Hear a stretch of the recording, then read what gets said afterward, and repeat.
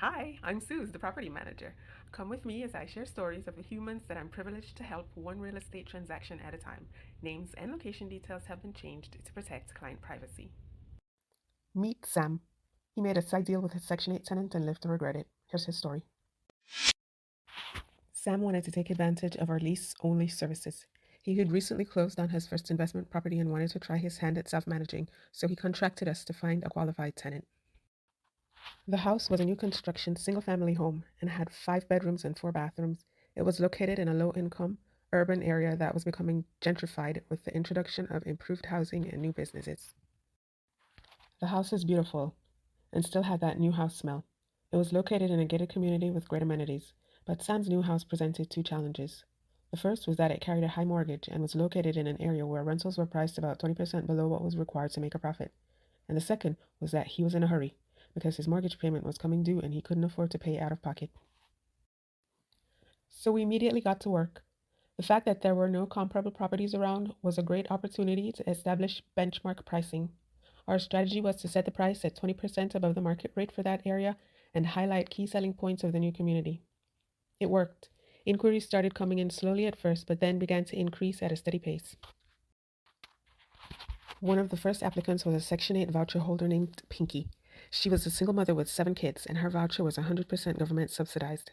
This meant that she wasn't responsible for paying any portion of the rent, and the funds would be sent directly to Sam.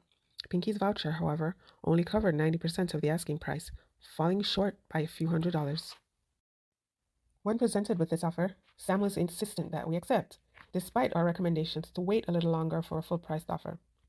So we complied and leased the house to Pinky at 90% of the original asking price, and then returned the property to Sam to manage. As it turned out, however, there was a second informal agreement that had been made between Sam and Pinky. They had brokered a deal for her to pay him that 10% difference directly. This was in direct violation of the Section 8 contract that specifically prohibits a landlord from taking funds directly from a fully subsidized tenant. Fast forward 6 months later, Sam turns up at our office because he's at his wit's end.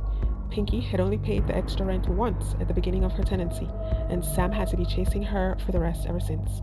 As a result, he'd had to dip into his savings to make up the difference in his mortgage payments.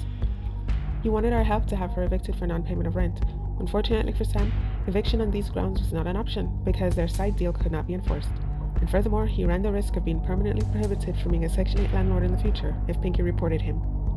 Unless he had proof of a legitimate violation, he was going to have to allow Pinky to live out the rest of her lease. The Section 8 housing program is great because it gives landlords guaranteed rent each month along with pre-screened tenants courtesy of the federal and state governments.